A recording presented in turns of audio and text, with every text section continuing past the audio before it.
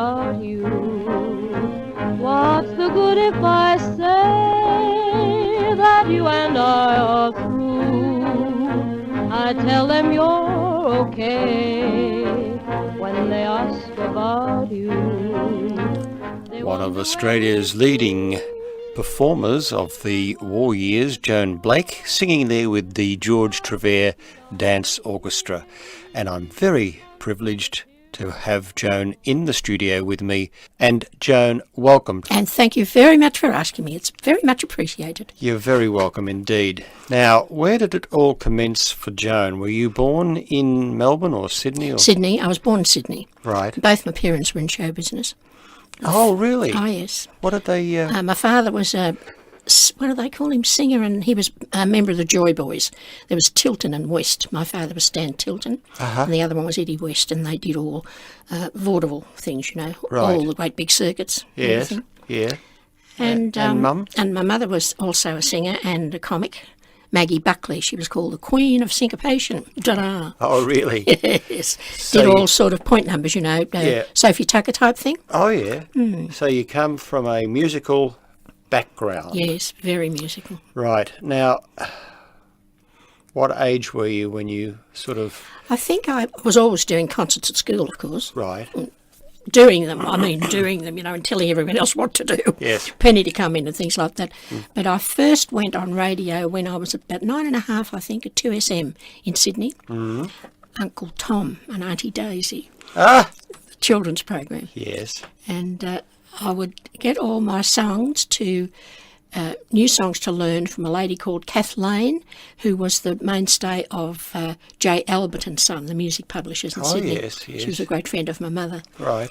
And whenever she got anything new in, she'd call me and say, well, come in and learn this, you know. I remember once I was in her studio learning a song, singing it, and Bobby LeBrun was in the studio next door and he thought it was my mother singing. Oh, really? Yes. Interesting. Now, what was your introduction to the dance band period? How did you get involved with that? Well, it started off with my mother was going to do a show at the showgrounds for the army personnel. And she became sick, got bronchitis or something, and I jokingly said, oh, I'll do it for you. I know all your songs. And I did. And I was about 15 or 16 then, I think. And I went out and sang a couple of her songs and got bowled over, you know, by all the applause. And that's when Kathleen spoke to me and said she'd like me to come in because there might be some other offers around. Right. Yeah. And I just really don't know how it happened, but I eventually got on to the Jack Davey show and another show called Australia Sings and the Bob Dyer show, on which I made one consecutive appearance. Well, there's one consecutive appearance. I love it. That's a very interesting team, though, that you've worked with. You know, those luminaries. Yes. Yes. Yeah. So that was all good experience. Oh, absolutely wonderful. Yeah. Yeah. Now. And then I was with the ABC show called Variety Fair. I was with them for about 18 months every week. Right. You know, that young kids these days don't know how good they've got it. You had to learn 1 or 2 songs every week for that particular show, and 1 new song every week for Australia Sings. You know, all the time learning new material. So you're learning 3 songs a week. Just about. Just to be on the air. What's the what was the pay like for those shows? I remember when I was doing the Colgate Palmolive shows, I used to get, this is not straight away, but after I'd been going for a while, I used to get 8 guineas a song. Ah, right. £8, 8 shillings. £8, 8. Yeah, I think they pretty much paid in guineas in those days. Oh, they did. Oh, yes. It sounded better. Yes. Than £8, 8 or 8 quid or whatever. Yeah, whatever, yes. But 8 guineas, it was 8 guineas for that. Yeah. And I was offered a contract with Jack Davey, and my mother refused to allow me. Gee, I must have been young. My mother refused to allow me to do it because I was in the public service at those days. Oh, yeah. I was secretary to the Superintendent of Traffic in Sydney in the police department. Right. Not a police, just a public servant. Yes, yeah. And I wasn't allowed to do that. Ah. So I didn't. I just kept on doing what I was doing. Well, we're going to talk about your association with George Trevare in a minute, but I thought what we might do is have a track, one of your favourites, You're What is it? You're My You're Lucky My Break? Lucky Break? Yes. Yes. It's one of my favourite ones out of all those recording sessions that I did, because I think it's an Australian song, and I think the lyrics are clever. They're cute and clever. Well, when we get on to George, that'll be after this particular recording, You're My Lucky Break.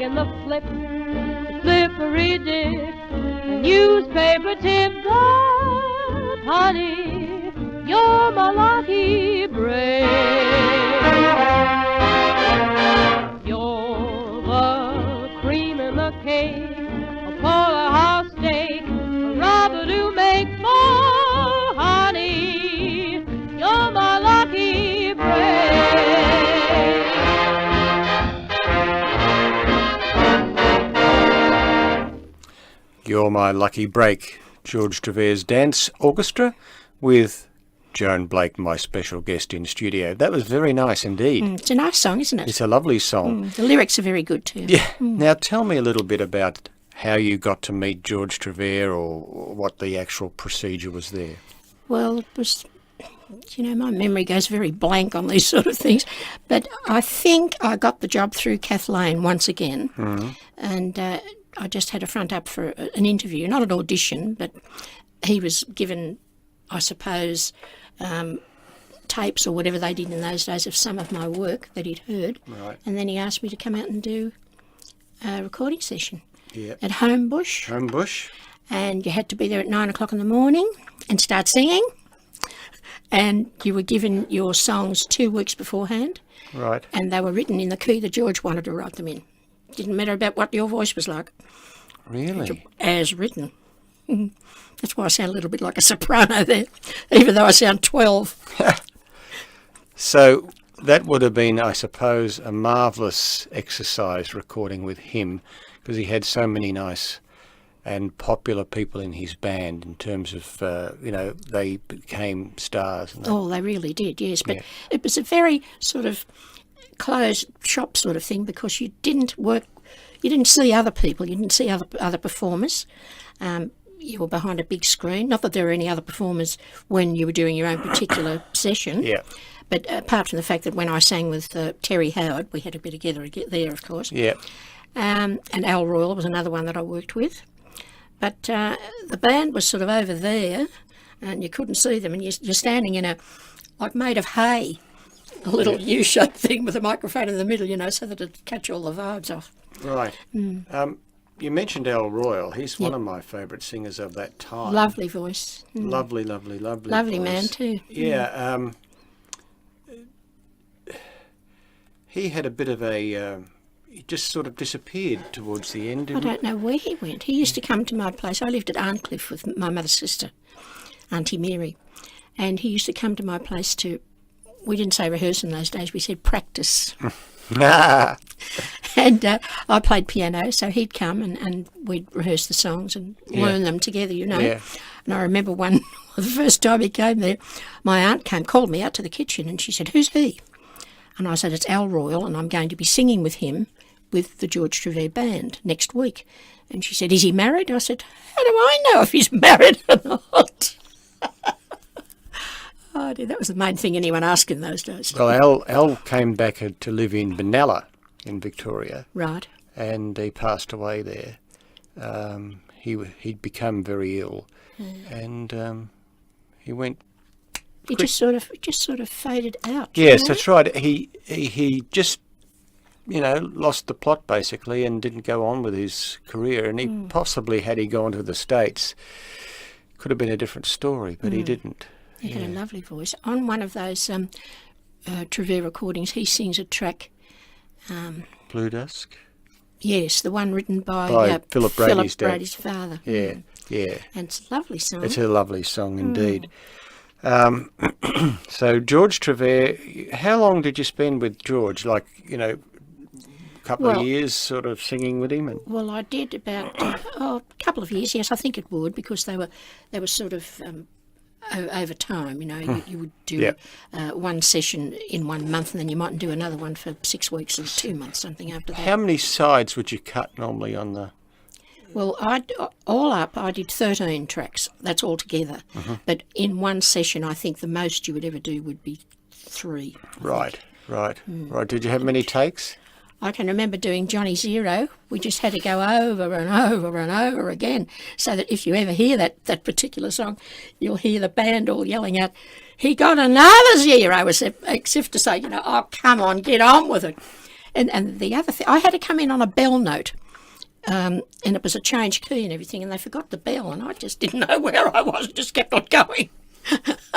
But they did it, they pressed it, so... See, nobody else was making records much in those days. No. There was nothing coming in from America, and that's why they were such good sellers. Was that because of the war? Of course, yes. Yes.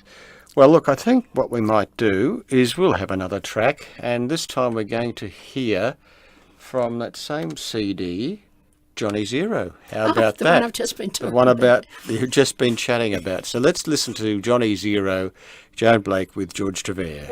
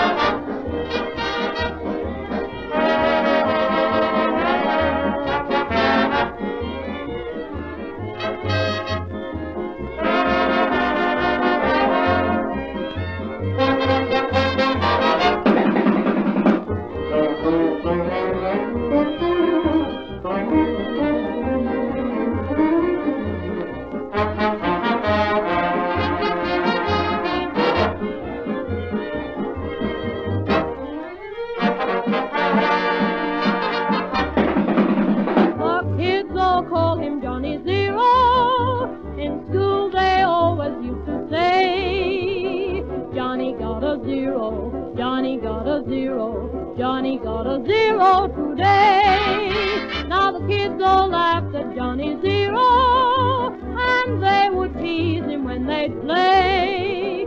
Johnny got a zero, Johnny got a zero, Johnny got a zero today.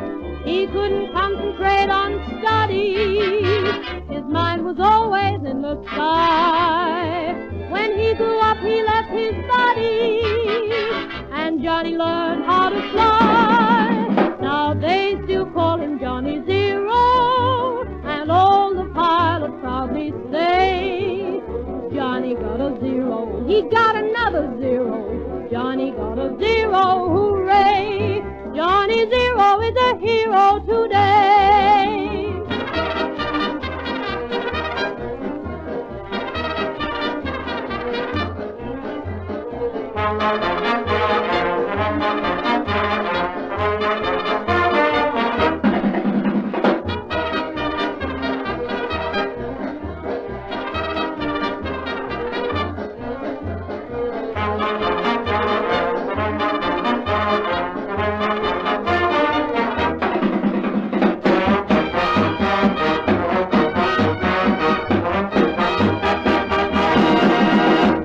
Johnny Zero. Sound as if they were having a lot of fun recording that track. That drummer, wow. It's pretty good. Yeah, and the triple tonguing was exceptional. Now, we've talked about George Trevare. Did you perform with other dance bands of the era? Oh, yes, but they weren't as well known as George was. I used to, every Saturday night in the same time, there was a dance palace, I suppose you'd call it, Jim Lawler's dance place at Rockdale. Right. I'd be there every Saturday night. Yeah. It was quite good. There was about 10 in the band. Yeah. And it was dancing, and of course I'd be singing every song there, not just, picked out here and there. Mm-hmm. So you'd end up a bit hoarse on Sunday morning. I bet. But yes, that one, not any other ones that I can think of, was mostly concerts. ABC? The ABC with Variety Fair. I was with them. Jim Gussey? Jim Gussey's band, definitely, yes. Yeah, yeah.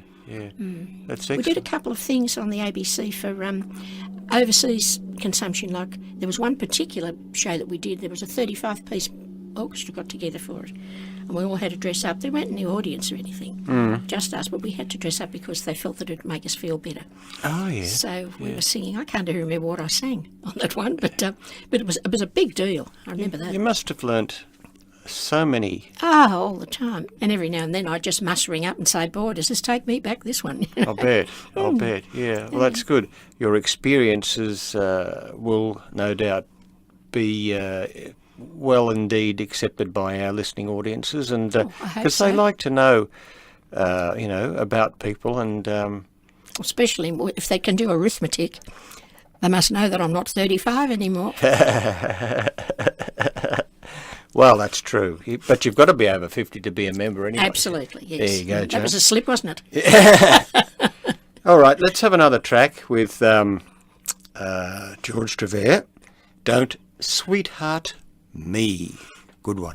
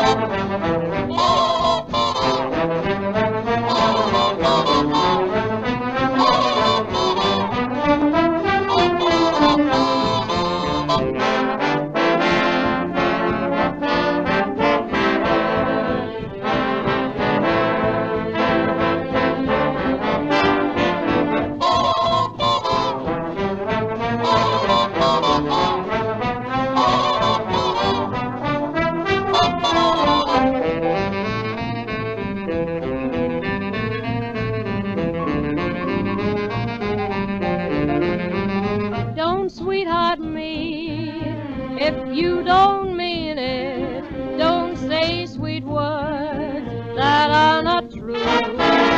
Don't tear my heart like it was paper, because my heart loves only you.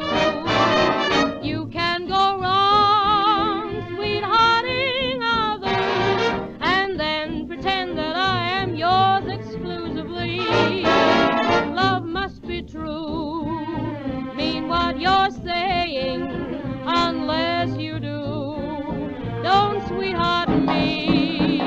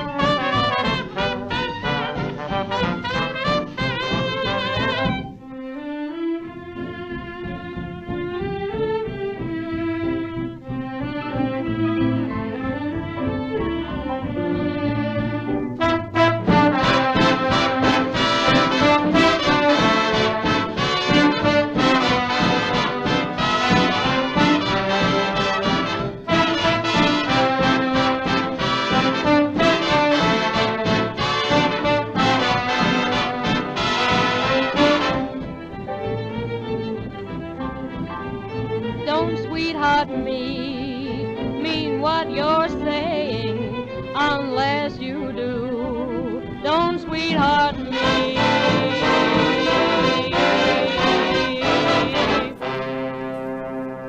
It's a nice bright track, isn't it? It's good. Don't sweetheart me. Okay, so we've talked about you being in Sydney, singing with Trevare and all that.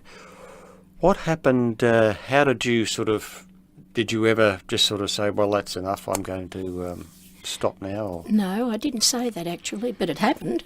My mother was at the Tivoli in Perth. She'd been there for 20 months, I think it was, and she said, if you'd like to come over, if you can get any leave from the police department, I'll pay your fare.